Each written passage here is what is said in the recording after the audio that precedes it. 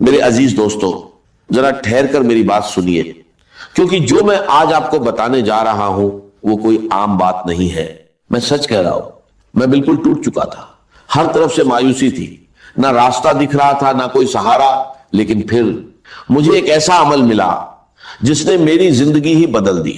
देखिए, आपके सामने तीन चीजें हैं, बहुत छोटी, बहुत आसान, लेकिन अगर कोई इन्हें खास तरतीब से सिर्फ 3 बार पढ़ ले तो मैं अल्लाह की कसम खाकर कहता हूं, उसकी जिंदगी से गरीबी खत्म हो जाएगी, बीमारी दूर हो जाएगी, औलाद की बंदिशें खुल जाएंगी और रिश्तों में जो रुकावटें हैं वो भी खत्म हो जाएंगी। मेरे दोस्तों, मैंने ये अमल पहली बार 1 साल पहले पढ़ा, गौस पाक रहमतुल्लाह अलैह की किताब से लेकर, और यकीन कीजिए पहले ही दिन सिर्फ 3 मिनट के अंदर मैंने ऐसा मौजज़ा देखा जिसे मैं आज तक नहीं भूल पाया। गौस पाक फरमाते हैं कि अगर कोई ऐसा भाई या बहन जिसने दुनिया भर की तस्बीहात पढ़ ली हो लेकिन फिर भी उसकी गरीबी खत्म ना हो रही हो, तो वो बस एक बार जिंदगी में इस छोटे से अमल को पढ़कर देख ले। मायूसी नाम की चीज नहीं रहेगी। और मेरे साथ भी यही हुआ।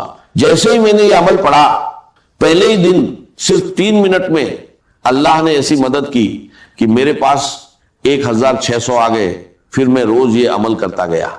दूसरे दिन मैंने ऐसा मंजर देखा कि 45 लाख का सामना हुआ, और तीसरे दिन जो 17 लाख का कर्ज मेरे सिर पर था, अल्लाह ने ऐसे माफ करवाया कि जो लोग दुश्मन बने बैठे थे वही एक झटके में कहने लगे, जाओ हमने माफ किया। ये कोई कहानी नहीं बल्कि इस अमल की करामात है। मैं अब तक हजारों लोगों को ये अमल बता चुका हूं और बहुतों ने इसका फायदा देखा है। अगर आप इसे दिल से पढ़ेंगे तो खुद हैरान रह जाएंगे कि पहले क्यों नहीं पढ़ा। मैं यकीन से कहता हूं ये अमल आपकी जिंदगी बदल सकता है, चाहे आप दुनिया के किसी भी कोने में हो। आपको बस इतना करना है, तन्हाई में बैठे दिल को जमा करें। सबसे पहले या रब्बी, फिर या अल्लाहू, और आखिर में या गनी, एक खास तरतीब से पढ़ना है। कई लोगों ने सिर्फ कुछ ही मिनटों में इसका असर देखा। घरेलू परेशानियां कम हुई, तंगी दूर हुई और मदद ऐसे आई जहां से उम्मीद भी नहीं थी। अल्लाह जब चाहता है लोगों के दिलों में ख्याल डाल देता है और मदद खुद आपके दरवाजे तक पहुंचती है। अब देर मत करें, किसी भी वक्त तन्हाई में बैठे और सबसे पहले दरूद शरीफ पढ़कर ये अमल शुरू करें। अब अगर कोई भाई या बहन कहता है कि मुझे दरूद शरीफ नहीं आता, तो कोई परेशानी नहीं।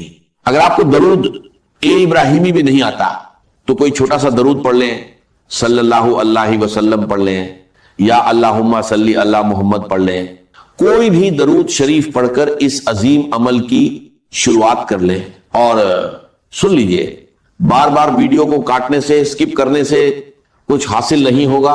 अगर अपनी मर्जी से चीजों को अधूरा छोड़कर आगे बढ़ोगे तो बहुत आगे निकल जाओगे, और इतना आगे निकल जाओगे कि फिर वापस नहीं आ सकोगे। इसलिए एक बात को गौर से समझो।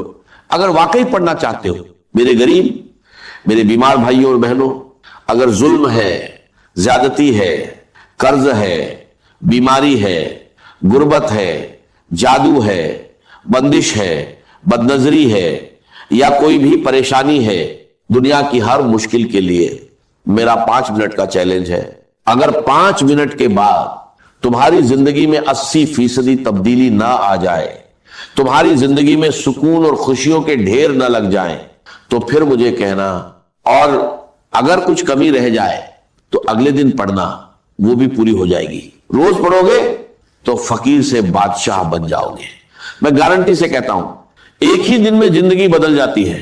ये अमल अल्लाह को बहुत अजीज है। और देखो, ये सामने वजीफे हैं, या रब्बी, या अल्लाहू, या गन्नीयू हो सकता है तुमने पहले भी पढ़े हो, लेकिन जो तरतीब में आज तुम्हें बताने जा रहा हूं वो तुमने कभी नहीं सुनी होगी। सिर्फ 20 सेकंड का काम है। दिन में, शाम में, रात में, किसी भी वक्त पढ़ सकते हो। लेकिन मैं दावे से कहता हूं, इस अमल को पढ़ने के बाद खुदा की कसम, जो लोग तुम्हें ताने देते हैं, जो कहते हैं कि तू दर दर की ठोकरें खाएगा, तू लोगों के आगे हाथ फैलाएगा, रब्बे काबा की कसम, पूरे मोहल्ले में सबसे ज्यादा अमीर तुम होगे, पूरे खानदान में सबसे ज्यादा मालदार तुम होगे। ये मेरा दावा है, मेरी गारंटी है। अब सबसे पहले जो वजीफा है वो है या रब्बी। अब देखो, या रब्बी का मतलब क्या है? ऐ मेरे रब, ऐ मेरे परवरदिगार, हमने अपनी जिंदगी में हजारों लाखों बार या रब्बी पढ़ा होगा, लेकिन आज मैं दावे से कहता हूं जो तरतीब मैं तुम्हें बताने जा रहा हूं वो तुमने कभी नहीं पढ़ी होगी। या रब्बी या रब्बी या रब्बी, इस तरह तो बच्चा बच्चा पढ़ता है, लेकिन इससे कुछ हासिल नहीं होता। आज क्यों होगा? ये एक खास वजीफा है जिसे एक मुकर्रर तरतीब के साथ पढ़ना है, जैसा बुजुर्गों ने बताया है। इस अमल से गुर्बत, तंगी और परेशानियां दूर हो सकती हैं। मुझे ना लाइक्स की जरूरत है ना व्यूज की, मैंने ये सिर्फ जरूरतमंद लोगों के लिए बनाया है। अगर मेरी बात किसी एक मुस्तहिक तक भी पहुंच जाए तो वही मेरे लिए काफी है। मैंने खुद ये अमल पढ़ा और पहले ही दिन फायदा देखा, इसलिए चाहता हूं कि हर परेशान इंसान तक ये बात पहुंचे। आपसे गुजारिश है कि इसे ज्यादा से ज्यादा लोगों तक पहुंचाएं, खास तौर पर गरीब, बीमार और परेशान लोगों तक। ये वजीफा हर तरह के मसलों जैसे रिश्तों की बंदिश, शादी में रुकावट, मोहब्बत में नाकामी, घरेलू परेशानियां, बीमारी और कर्ज के लिए फायदेमंद है। अब ध्यान से सुने और वीडियो को बिना स्किप किए पूरा देखें, क्योंकि आगे की बातें बहुत अहम हैं। अब फौरन अमल शुरू करते हैं। सबसे पहला वजीफा जो अमल में शामिल करना है वो है या रब्बी। तुम्हें सामने दिख रहा है। अब जब भी तुम ये अमल पढ़ो, कोशिश करना आज ही पढ़ लो। ये मत कहना कि आज वीडियो देख ली, कल पढ़ेंगे। जितनी देर करोगे उतना अपना नुकसान है, मेरा कुछ नहीं जाएगा, मैं तो बताकर चला जाऊंगा। बस एक बात याद रखो, अभी पढ़ो, अभी मिलेगा। ये एक ऐसा अमल है जो फौरन असर दिखा सकता है। अगर कारोबार बंद हो, दुकान ना चल रही हो या कोई मसला हो तो वहीं बैठकर इसे पढ़ लो। यकीन करो हालात बदल सकते हैं और बरकत आ सकती है। लेकिन ध्यान से सुनो, अगर तरतीब सही ना रखी या पहले हिस्से को छोड़ दिया तो फायदा कम हो सकता है। इस अमल के लिए कोई दिन या वक्त की पाबंदी नहीं, मगर इसे तन्हाई में और पूरे दिल से पढ़ना जरूरी है। सबसे पहले दरूद शरीफ, बेहतर है दरूद इब्राहिमी पढ़ो, फिर बिस्मिल्लाह इर रहमान इर रहीम, उसके बाद या रब्बी या रब्बना, फिर या अल्लाह और आखिर में या गनी। अगर इसे सच्चे दिल से पढ़ा जाए तो गुर्बत, तंगी और परेशानियां दूर हो सकती है और जिंदगी में बरकत आ सकती है। जो लोग इसे अपनाते हैं वो इसे बार बार पढ़ते हैं और अपने हालात में बेहतर बदलाव महसूस करते हैं। अब तुमने क्या करना है? तन्हाई में बैठकर एक बार दुरूद शरीफ पढ़ो। अगर याद नहीं तो छोड़ दो, लेकिन अगर पढ़ लोगे तो बेहतर है, क्योंकि कभी कभी गुनाहों की वजह से वजीफा कबूल नहीं होता और दुरूद शरीफ उसे कबूल करा देता है। अगर आता है तो सिर्फ इतना पढ़ लो, सल्लल्लाहु अलैहि वसल्लम। इतना तो एक बच्चा भी पढ़ लेता है। अगर यह भी नहीं आता तो फिर तुमने क्या सीखा? मेरे दोस्तों, टिकटॉक से कुछ हासिल नहीं होगा, यह तुम्हें बर्बाद कर देगा। अगर जिंदगी में कुछ पाना है तो कम से कम एक बार यह अमल जरूर पढ़ लो, फिर तुम खुद ही रोज पढ़ने लग जाओगे। मेरी तरफ से सबको इजाजत है, मुझे तुमसे कोई लालच नहीं। हर गरीब इंसान इस अमल को पढ़े और फायदा उठाए। अगर हां तो अपना नाम कमेंट्स में लिख दो। हो सकता है मैं तुम्हें नाम के साथ अलग से इजाजत दे दूं और शायद तुम्हें ज्यादा फायदा हो जाए, वरना अगर ना भी लिखो तो कोई मसला नहीं, इजाजत सबको है। लेकिन कोशिश करो कि अपना नाम जरूर लिखो। अब करना क्या है? सबसे पहले अमल का पहला वजीफा एक बार दुरूद शरीफ पढ़ लो। अगर याद है तो ठीक, नहीं तो छोड़ दो। फिर बिस्मिल्लाह इर रहमान इर रहीम पढ़कर शुरू करो। पहली बार पढ़ो या रब्बी या रब्बना, दूसरी बार या रब्बी या रब्बना, तीसरी बार या रब्बी या रब्बना। बस पहला वजीफा पूरा हो गया। इसमें ना घंटे लगते हैं ना मिनट, सिर्फ कुछ सेकंड लगते हैं। टिकटॉक वाले तुम्हारे बिना मर नहीं जाएंगे। पूरा अमल 10 सेकंड में पढ़ लोगे और इंशाल्लाह उम्र भर दुआएं दोगे, ये मेरा वादा है। अब वहीं बैठे रहो, ना खड़े होना है ना किसी से बात करनी है। दूसरा वजीफा या अल्लाहू का है, एक खास जुमले के साथ पढ़ना है। फिर या गन्नी भी एक खास जुमले के साथ पढ़ना है। बस मेरे दोस्तों, बस गरीबी खत्म इंशाल्लाह। मैं चैलेंज के साथ, दावे के साथ, कसम खाकर कहता हूं। दूसरे नंबर पर या अल्लाहू सिर्फ 3 बार पढ़ना है, मगर दिल से, सिर्फ जुबान से पढ़ने से कुछ हासिल नहीं होगा। असल राज्य दिल की सच्चाई में है। बहुत लोग कहते हैं कि या अल्लाह पढ़ने के बावजूद हालात नहीं बदलते, تو یاد رکھو جب اسے ایک خاص جملے اور صحیح ترتیب کے ساتھ پڑھا جائے تب اس کا اثر کئی گنا بڑھ جاتا ہے. پہلے یا ربی یا ربنا 3 بار پڑھو، پھر یا اللہ یا اللہ پڑھو. یہ اللہ کا ذاتی نام ہے جس میں اس کے تمام ناموں کی طاقت شامل ہے. اس کے ساتھ ایک مبارک نام شامل کیا جاتا ہے جو نبی پاک صلی اللہ علیہ وسلم سے منسوب ہے، جس سے اس وظیفے کی طاقت اور بڑھ جاتی ہے. یہ عمل 3 طاقتور وظیفوں کا مجموعہ ہے. پہلے یا ربی یا ربنا، پھر یا اللہ اور آخر میں یا گنی. اگر اسے صحیح طریقے سے پڑھا جائے تو غربت، پریشانیاں اور مشکلیں دور ہو سکتی ہیں اور زندگی میں برکت آ سکتی ہے. اب دوسرے نمبر کا وظیفہ کیسے پڑھنا ہے؟ یا اللہ المدد، یا اللہ المدد، یا اللہ المدد. یہ وہ راجیہ ہے میرے دوستوں کہ اس وظیفے سے اللہ کی مدد سیدھے بندے پر نازل ہوتی ہے. اللہ تعالیٰ اس بندے پر خاص مہربان ہو جاتے ہیں اور یہ وظیفہ آسمانوں میں بھی اثر پیدا کرتا ہے. یہ وظیفہ صرف 3 بار پڑھنا ہے. یا اللہ المدد 3 بار پڑھنے کے بعد اب آخری وظیفہ سن لو. اس کے بعد انشاءاللہ زندگی سے غربت اور مفلسی کا نام و نشان مٹ جائے گا. دیکھو، یا گنی دولت اور مالی پریشانی کے لیے ہر کوئی پڑھتا ہے، لیکن آج بہت سی بہنیں کہتی ہیں کہ ہم یا گنی پڑھ پڑھ کر تھک گئے ہیں مگر حالات نہیں بدلے. تو آج میں ان سب سے گزارش کرتا ہوں کہ صرف یا گنی نہ پڑھے بلکہ اس کے ساتھ اللہ کا ایک اور خاص نام شامل کرے. ایسا نام جو دولت کا خزانہ ہے، دولت کا بادشاہ ہے. جب یہ دونوں نام ایک ساتھ پڑھے جاتے ہیں تو ان کی تاثیر بہت زیادہ بڑھ جاتی ہے. چاہو تو خود تلاش کرو، معلوم کرو یہ بادشاہوں کے وظیفے ہیں جو فقیروں کو بھی بادشاہ بنا دیتے ہیں. اب طریقہ سمجھ لو. آخر میں تمہیں یہ پڑھنا ہے یا غنیو یا مغنی یا غنیو یا مغنی یا غنیو یا مغنی، یعنی دونوں کو ملا کر 3 بار پڑھنا ہے اور اسے ایک شمار کیا جائے گا. آخر میں دعا مانگو، انشاءاللہ بنا مانگے بھی بہت کچھ مل جائے گا، لیکن پھر بھی اللہ سے دل کھول کر مانگو. اپنا خیال رکھنا. اللہ حافظ. ایک صدقہ واجب ہے ہر روز جو طلوع ہوتا ہے تو ہر جوڑ کا صدقہ. یہ انگلی کا جوڑ ہی اگر لاک ہو جاتا، آج صبح آپ اٹھتے ہو یہ لاک نہیں تو کیا ہوتا؟ گھٹنا لاک ہو جاتا، کونی لاک ہو جاتی. صبح کو انسان اٹھے کہ میں بھلا چنگا ہوں. کل یوم تطلع فی الشمس، ہر دن جس میں کہ سورج جو ہے طلوع ہوتا ہے اس میں ہر جوڑ پر ایک صدقہ واجب. اس کو شیخ سعدی نے بہت عمدگی سے کہا ہے. ہر سانس جب انسان کے اندر جاتا ہے موجب تقویت ہوتا ہے. آکسیجن گئی، قوت ملی، اسی کو برن کریں گے انرجی ملے گی.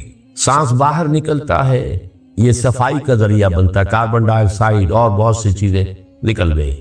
بس بر ہر نفس 2 شکر واجب. بس ہر سانس پر 2 مرتبہ شکر کرنا چاہیے. ہر سانس اندر گیا موجب تقویت، باہر بنا موجب تنقیح. لہذا پس بر ہر نفس 2 شکر واجب. تقریباً اسی طرح کا یہ معاملہ ہے. لیکن اب یہ کیسے صدقے ہوں گے؟ اس صدقے ہی کے جیسے کہ پہلے آ چکا ہے اسی کی یہ تعریف میں ہے. تعدل بین اثنین صدقۃ، 2 آدمیوں کے درمیان عدل کراؤ، فیصلہ کرا دو عدل کے ساتھ، یہ بھی صدقہ ہے. تعین الرجل فی دابتہ فتحملہ علیہا اور ترفع لہ علیہا متاعہ صدقۃ. اور تم مدد کرو کسی انسان کی اس کی سواری کے معاملے میں کہ اسے اس پر چڑھنے میں مدد دو، یا یہ کہ اس کی کوئی چیز اس کا سامان نیچے سے اٹھا کے پکڑا دو. اونٹ پر سوار ہو گیا ہے، اب سیتے سے سامان پکڑا رہے ہیں، یہ بھی صدقہ ہے. والکلمۃ الطیبۃ صدقۃ، ہر پاک بات جو اپنی زبان سے نکالو گے وہ صدقہ ہے. فلیقل خیرا او لیصمت، بات صحیح کرے، اچھی کہے یا خاموش رہے. تو ہر اچھی بات جو زبان سے نکلتی صدقہ ہے. وبکل خطوۃ تمشیھا الی الصلاۃ صدقۃ، اور ہر قدم جو وہ نماز کے لیے جاتا ہے تو اٹھاتا ہے یہ صدقہ ہے. کسی شخص کو تکلیف میں دیکھ کر اگر آپ کا دل پسیجتا نہیں، آپ کے دل میں رقیق کسے کہتے ہیں؟ پتلا. رقیق مادہ پتلا. رقت قلب، دل میں نرمی پیدا ہو جائے. دل میں نرمی اگر پیدا نہیں ہوتی ہے تو پھر جان لیجئے میں ایک بہت سخت بات کہنے لگا ہوں.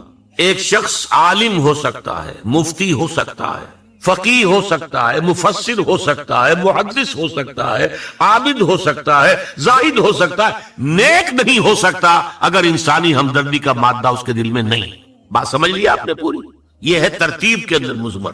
نماز اور زکوٰۃ کا ذکر بعد میں، وآت المال على حبه ذوي القربى والیتامى والمساکین وابن السبیل والسائلین وفی الرقاب، یہ پہلے آ رہا ہے۔ اور آپ میں سے بہت سے حضرات کو یاد ہوگی چوتھے پارے کی پہلی آیت، جو اس معاملے میں یوں سمجھیے قول فیصل، لن تنالوا البر حتى تنفقوا مما تحبون، تم ہرگز نیکی کے مقام کو نہیں پہنچ سکتے جب تک خرچ نہ کرو اس میں سے جو تمہیں محبوب ہے۔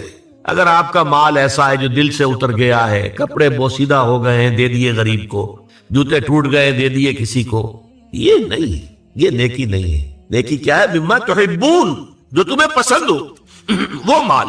لن تنالوا البر، یہ نوٹ کر دیجیے جنہیں عربی سے کوئی تھوڑا سا بھی کوئی مس ہے کہ لام اور نون کے ساتھ جو نفی آتی ہے فعل مضارع کے اندر، اس سے زیادہ تاکیدی نفی نہیں۔ لن تنالوا البر، ہرگز نہیں پہنچ سکتے نیکی کے مقام کو، حتی تنفقوا مما تحبون، جب تک کہ تم خرچ نہ کرو اس میں سے جو تمہیں پسند ہو۔ اپنے محبوب مال کو جب تک خرچ نہیں کرو گے اللہ کی رضا مندی کے لیے، اللہ کی رضا جوئی کے لیے، اس وقت تک نیکی کا مقام حاصل نہیں کر سکتے۔ حدیث میں نے آپ کو سنا دی، من یحرم الرفق، رفق کہتے ہیں دل کی نرمی، اسی سے لفظ رفیق بنا ہے۔ رفیق وہ ہیں جو آپس میں ہمدرد ہیں، غم گسار ہیں، ایک دوسرے کا درد بانٹنے والے ہیں، ایک دوسرے کے دکھ کو اپنے دل میں محسوس کرنے والے ہیں۔ میں نے ہمدردی کی وضاحت پچھلی نشست میں کی تھی۔ ہمدردی، ہم جماعت، ایک جماعت میں پڑھنے والے، ہم عصر، ایک زمانے کے لوگ، ہمدرد وہ جن کا درد جو ہے وہ کامن ہے، مشترک ہے، ایک کے درد کو دوسرا محسوس کر رہا ہے۔ خنجر چلے کسی پہ تڑپتے ہیں ہم امیر، سارے جہاں کا درد ہمارے جگر میں ہے۔ یہ ہے در حقیقت نیکی کی اصل روح۔ میں پھر دہرا رہا ہوں، جس میں یہ نہیں ہے، جو بخیل ہے، جو کٹھور دل ہے، جو سخت دل ہے، وہ عابد ہو سکتا ہے، زاہد ہو سکتا ہے، مفسر ہو سکتا ہے، محدث ہو سکتا ہے، فقیہ ہو سکتا ہے، مفتی ہو سکتا ہے، لیکن نیک نہیں ہو سکتا۔ یہ قرآن کا فتویٰ ہے، لن تنالوا البر حتى تنفقوا مما تحبون۔ پھر اس میں ایک بات اور نوٹ کیجئے، اس میں ترتیب بھی لازمی ہے۔ سب سے پہلا حقدار جو ہے آپ کے نیک سلوک کا وہ آپ کے قرابت دار ہے۔ الاول فالاول، الاقرب فالاقرب، ہمیشہ قرآن مجید میں سب سے پہلے ذی القربہ، وآت ذی القربہ حقہ والمسکین وابن السبیل ولا تبذر تبذیرا، یہ بھی ہمارے منتخب نصاب کی آیت ہے سورہ بنی اسرائیل کی۔ اور تم حق ادا کرو جو ذی القربہ ہیں، قرابت دار ہیں، رشتہ دار۔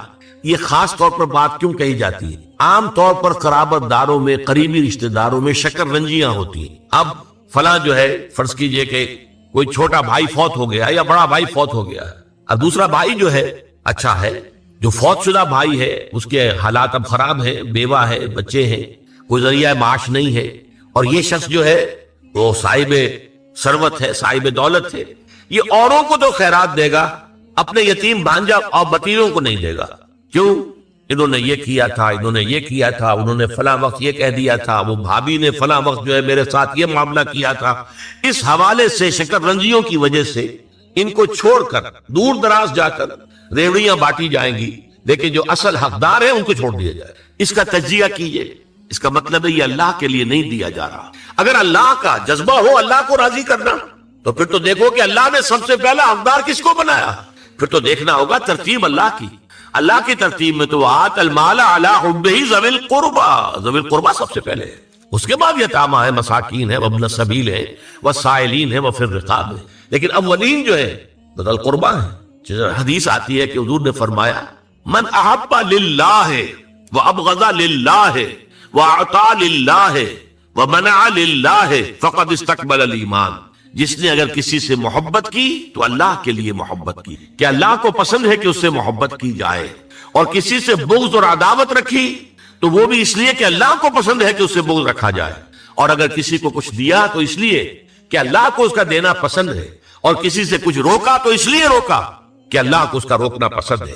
یعنی انسان کے تمام اعمال کا اصل موٹو جو ہے وہ ذات باری تعالی اور اس کے احکام اور اس کی پسند، اس کی ناپسند بن جائے۔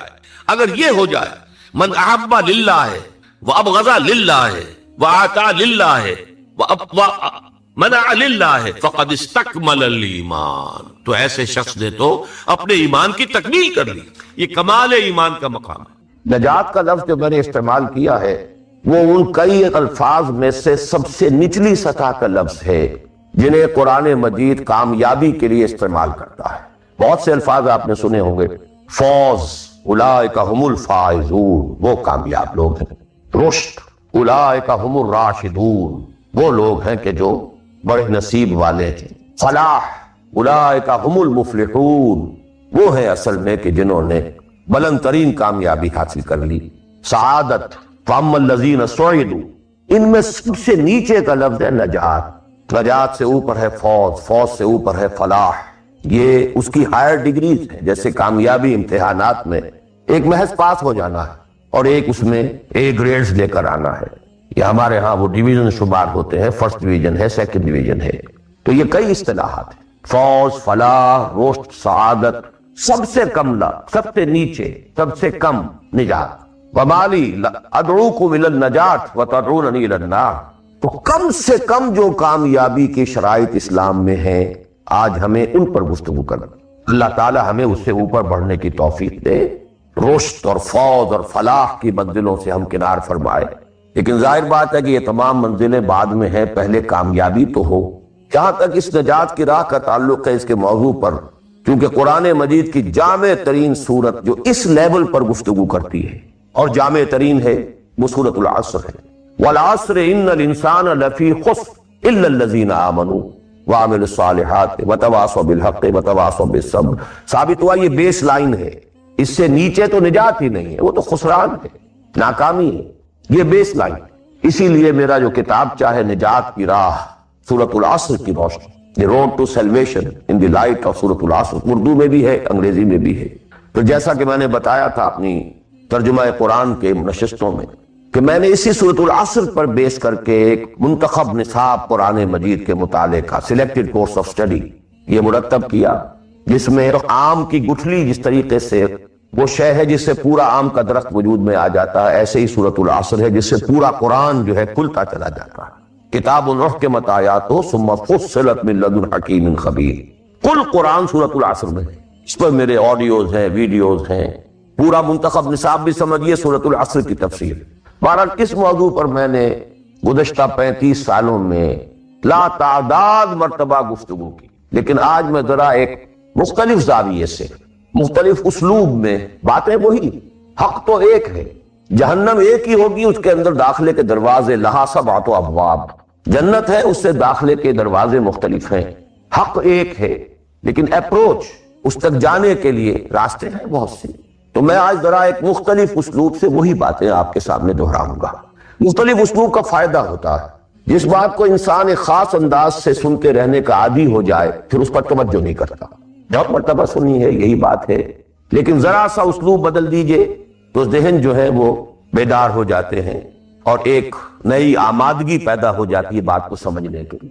اسی لیے وہ بڑا پیارا مصرع ہے کہ ایک پھول کا مضمون ہو تو 100 رنگ سے باندھوں، بات تو ایک ہی پھول کو ڈسکرائب کرنا ہے لیکن اس کو اس طرح سے کروں، اس طرح سے کروں، ایسے کروں، اور اسی کو قرآن مجید نے استعمال کیا۔ یہ اصل اسلوب قرآن کا ہے، کذالک نصرف الآیات، تصریف الآیات، آیات کو گردش دینا، ایک آیت میں ایک مضمون پہلے ہے دوسرا بعد میں ہے، دوسری آیت میں دوسرا مضمون جو ہے وہ پہلے آگے آئے اور پہلا جو ہے وہ بعد میں لے آئے۔ یا ایھا الذین آمنوا کونوا قوامین بالقسط شہداء للہ، یہ سورہ نساء میں ہے۔ یا ایھا الذین آمنوا کونوا قوامین للہ شہداء بالقسط، یہ آپ کو سورہ مائدہ میں مل جائے۔ لیکون الرسول شہیدا علیکم وتکونوا شہداء علی الناس، یہ سورہ حج میں ہے۔ لتکونوا شہداء علی الناس ویکون الرسول علیکم شہیدا، یہ سورہ بقرہ میں ہے۔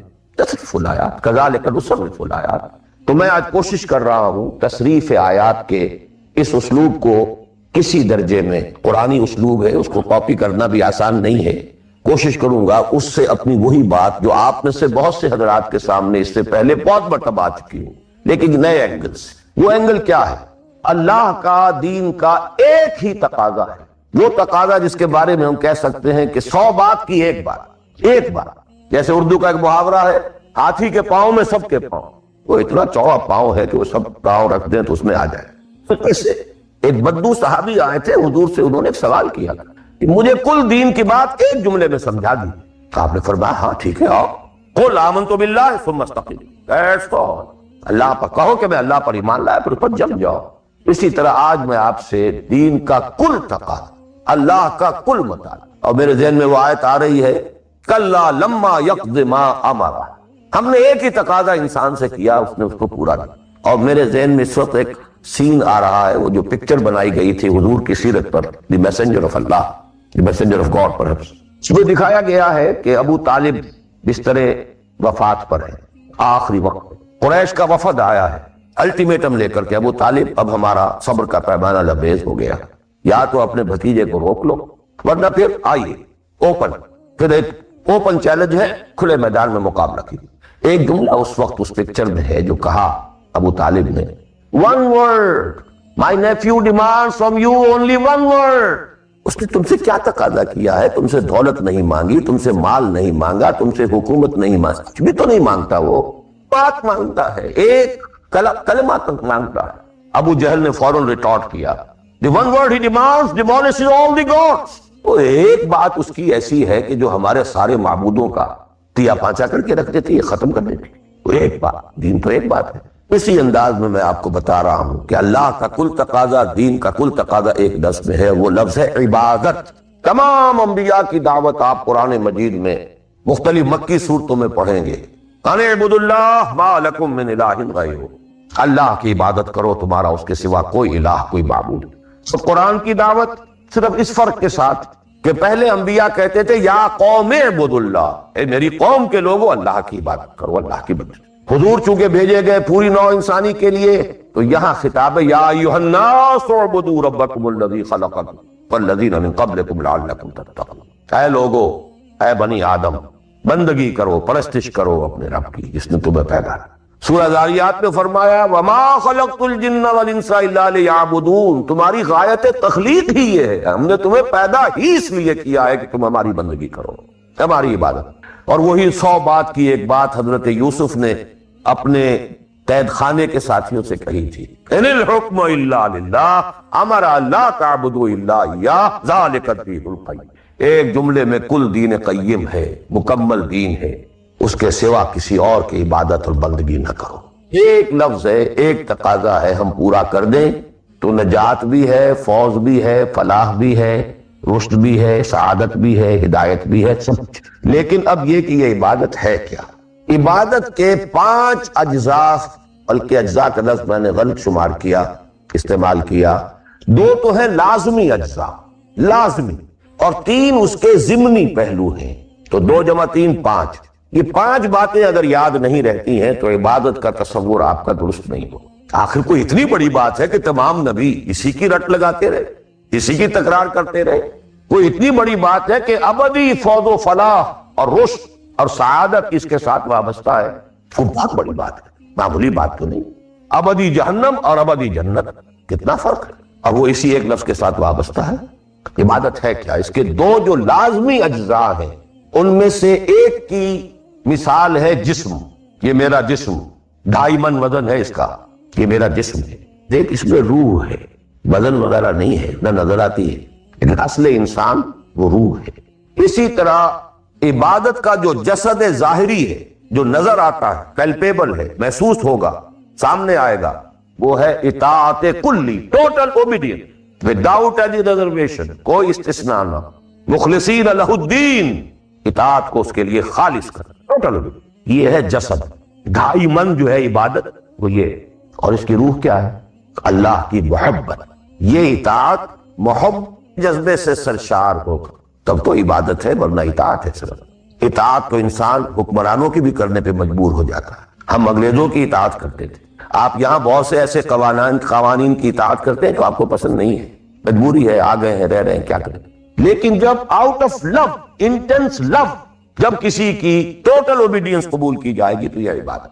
یہ 2 ہے اجزاء لازم۔ اس کو بڑی خوبصورتی سے امام ابن تیمیہ اور حافظ ابن قیم انہوں نے بیان کیا ہے۔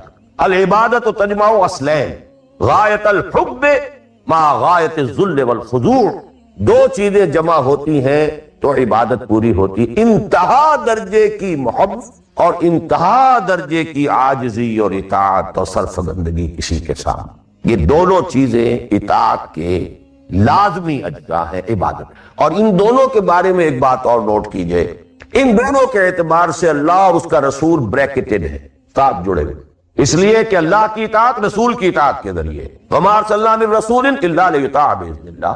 وَمَن يُطِعِ الرَّسُولَ فَقَدْ أَطَاعَ اللَّهَ، وہ ریپرزنٹیٹیو ہے، وہ نمائندہ ہے اللہ کا، لہذا اللہ کی اطاعت، اطیعوا اللہ واطیعوا الرسول، اطاعت میں یہ دونوں بریکٹڈ ہیں۔ یہی وجہ ہے کہ قانون اسلامی کی مستقل سورسز جو ہیں وہ یہی دو ہیں، اللہ کی کتاب، اس کے رسول کی سنت۔ اسی طرح محبت میں بھی دونوں بریکٹڈ ہیں، اللہ کی محبت، اس کے رسول کی محبت۔ والذین آمنوا اشد، شدید ترین، اشد، ایمان کا لازمی تقاضا یہ ہے کہ شدید ترین محبت آپ کے دل میں اللہ سے۔ اور حضور نے فرمایا لا یؤمن احدکم حتی اکون احب الیہ من والدہ وولدہ والناس اجمعین، تم میں سے کوئی شخص مومن ہو ہی نہیں سکتا جب تک کہ میں اسے، اس کے باپ، اس کے بیٹے اور تمام انسانوں سے زیادہ محبوب نہ ہو جاؤں۔ اطاعت اور محبت میں دونوں بریکٹڈ ہیں، اللہ کی اطاعت، رسول کی اطاعت، اللہ کی محبت، رسول کی۔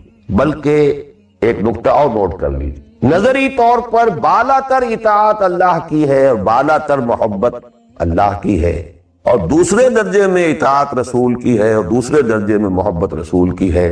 عملاً ایک ہے نظری چیز، ایک ہے عملاً اصلت اطاعت رسول کی ہے، اللہ کے اطاعت اس کے تابع ہے۔ کیوں؟ اللہ کا حکم بھی تو رسول نے دیا ہے، وہ بھی رسول کے منہ سے ہمیں اب تک پہنچا۔ بمصطفیٰ برسا خیش را کے دی ہماؤس، اگر نبعو نہ رسی دی تمام بولا دی، تو اطاعت تو بن گئی رسول کی اصلت، رسول ہی نے بتایا اللہ کا یہ حکم آیا تو ہم مان رہے ہیں۔ اسی طرح بڑا پیارا مصرع ہے اقبال کا، از خدا محبوب تر گردد نبی، اللہ سے بھی کہیں زیادہ محبوب ہو جاتا ہے اللہ کا نبی۔ اس کی وجہ بھی ہے، اللہ کا ہم کیا تصور کریں، اللہ کی فیلنگز کا ہمیں کیا اندازہ ہو سکتا ہے، کوئی فیلنگز ہے کیا ہے؟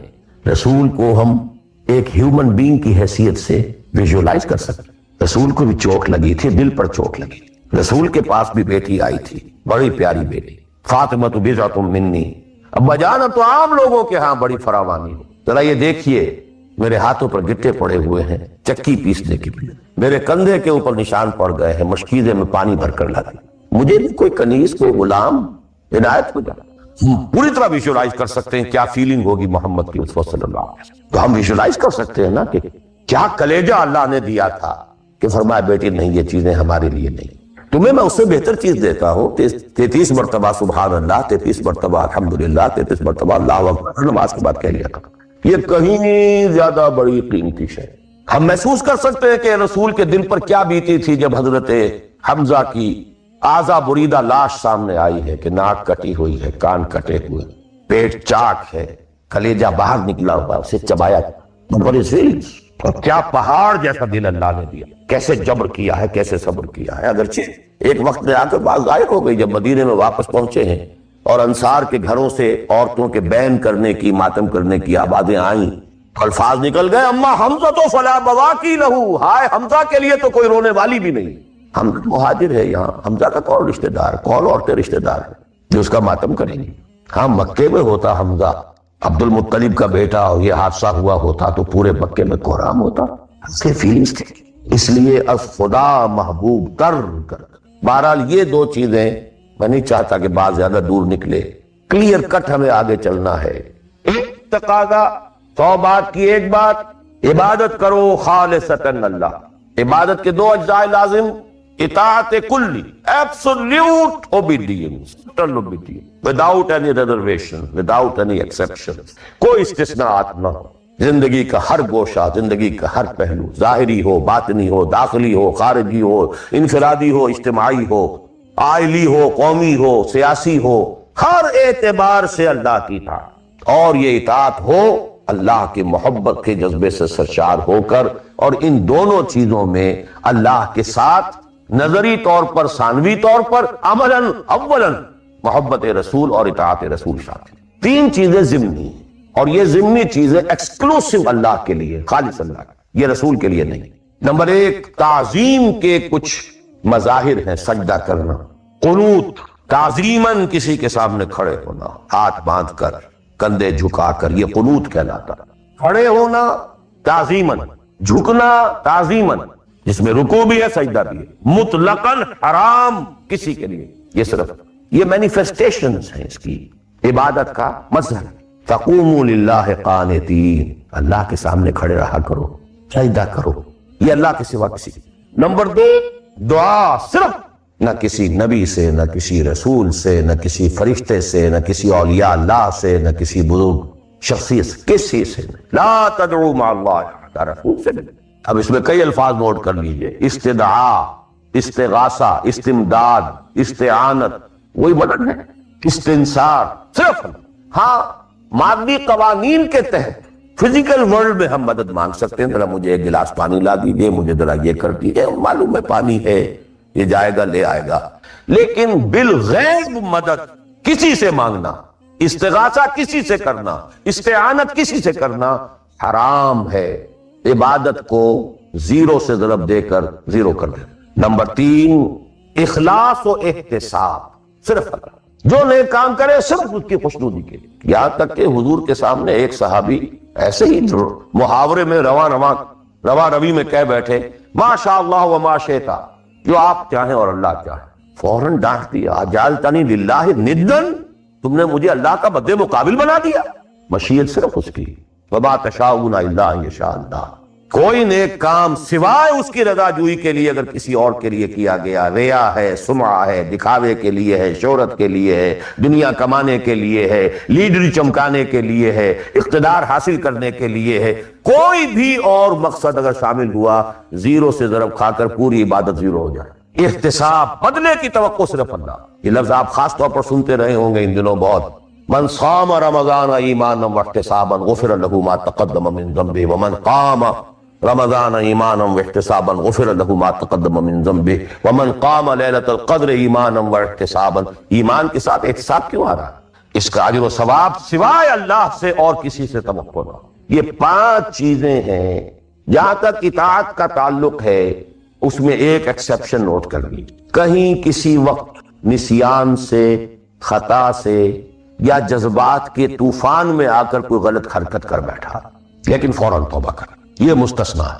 میں نے 3 الفاظ کہے.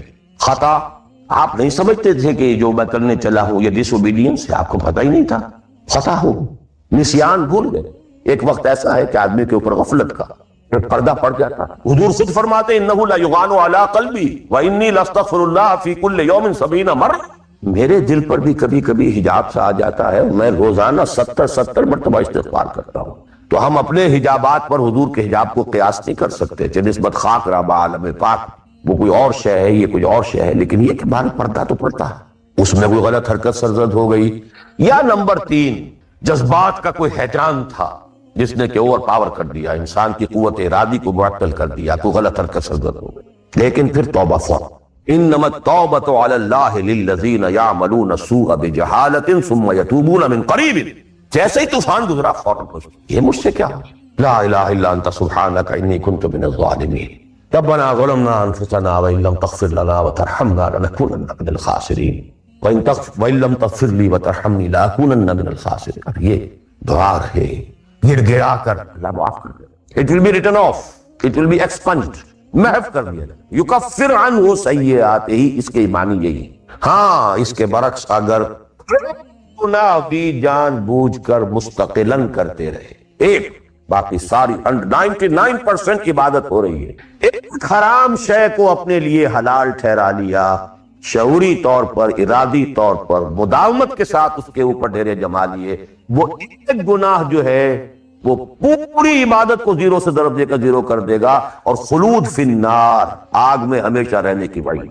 بلا من کسب سیئۃ واحاطت بہ خطیئتہ فاولئک اصحاب النار هم فیہا خالدون. ان پوائنٹس کو اچھی طرح نوٹ کیجئے. خطا میں فرق ہے، گناہ میں فرق ہے. گناہ غیر شعوری طور پر ہو گیا، خطا سے ہو گیا، نسیان سے ہو گیا، وقتی طوفان جذبات کا، کسی ایسی محفل میں تھے، مجلس میں تھے، ہو گئے، غلطی ہو گئی، فوراً متنبہ ہو گئے فوراً. اور جیسے کہ آدمی، مجھے اچھی طرح یاد ہے ایک مرتبہ، اور میں بھولتا نہیں اس واقعے کو، میں میڈیکل کالج میں پڑھ رہا تھا تو ایک سائیکل پر جا رہا تھا کالج اور سلپری تھی روڈ.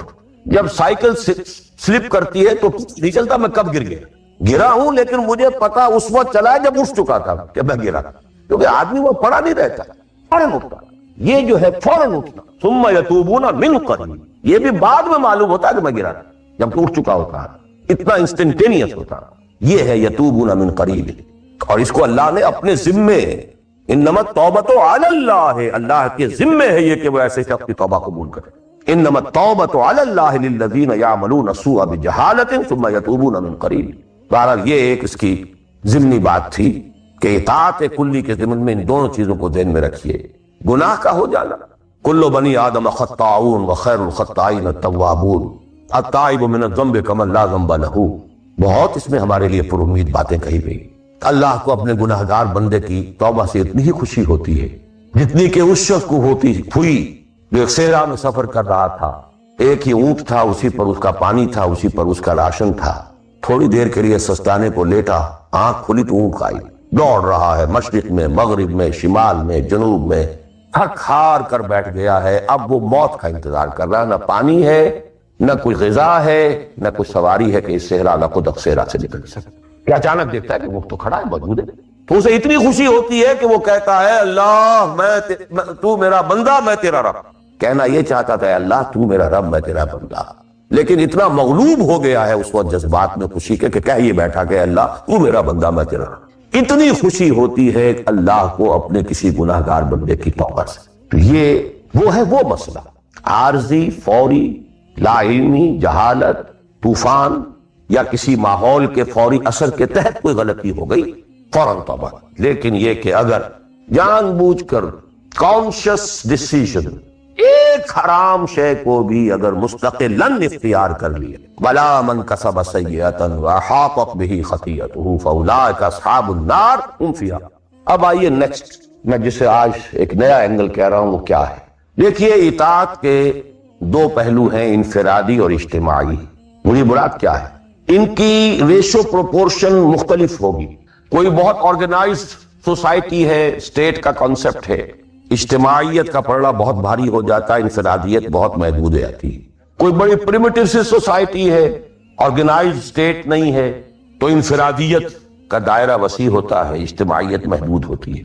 ان ویریس پروپورشنز. لیکن پہلے ان کو آئیڈینٹیفائی کیجئے، اس سے میری مراد کیا ہے. ایک وہ اللہ کی اطاعت ہے کہ جو ایک انسان کے اپنے بس میں ہے، وہ کر سکتا، چاہے بھوک آ جائے، فاقہ آ جائے، نقصان ہو جائے، جان کا اندیشہ ہو جائے، ایک کر سکتا. ایک وہ اطاعت ہے جو کسی صورت کر ہی نہیں سکتا جب تک کہ اجتماعی ماحول نہ بدلے. کتنا ہی سنسیئر ہو، کتنا ہی نیک ہو، کتنا ہی فیصلہ کر لے، کر ہی نہیں سکتا. وہ اس کے ہاتھ میں ہے ہی نہیں.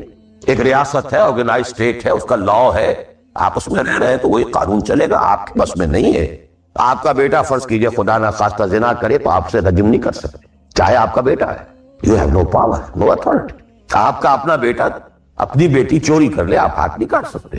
مجھے یاد آ رہا ہے لو ان فاطمہ بنت محمد سرقت، بالفرض ہی کہہ رہا ہوں نا، میں بھی مفروض دیتا ہوں، آپ نہیں ہاتھ کاٹ سکتے. ایک معاشرہ ہے جس کے اندر پوری معیشت جو ہے سود کے اوپر ہے.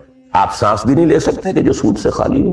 امپاسبل. ایک اسٹیٹ ہے، آپ اس کے سٹیزن ہیں، آپ اس کے کانسٹیٹیوشن کے لائل ہیں، فیتھفل ہیں.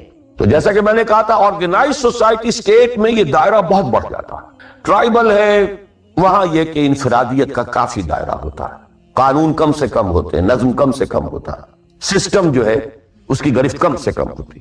اب دیکھیے دو حیثیتیں دنیا میں ممکن ہیں.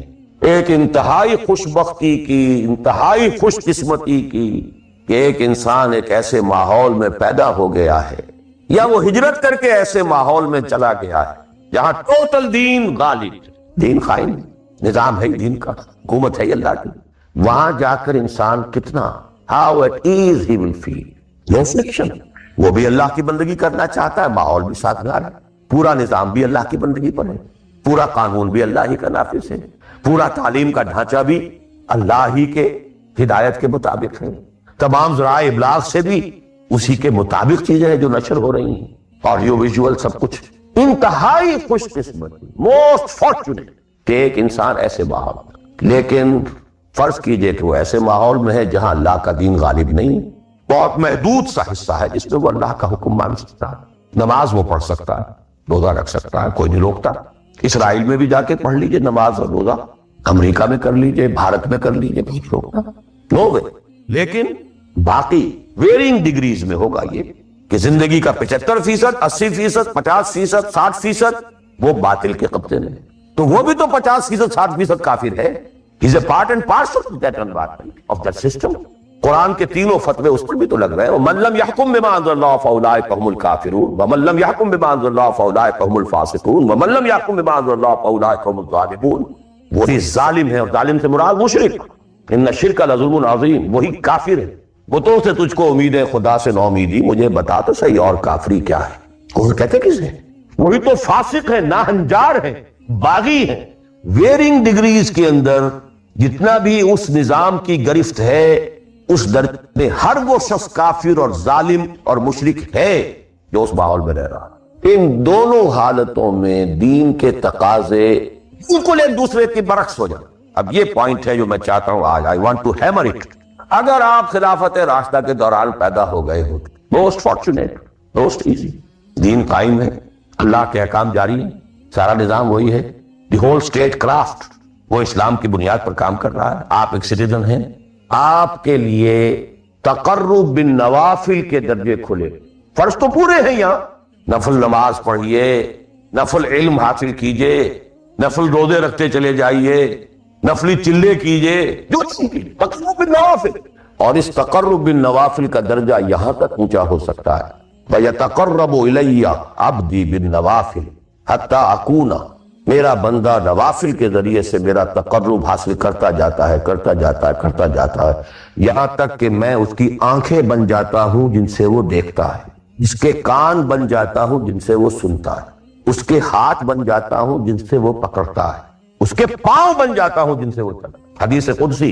اور سارے وہابی بھی مانتے ہیں اس کو. یہ نہ سمجھئے کہ یہ کسی صوفی کی بڑھ ہے. حدیث صحیح عند کل المحدثین.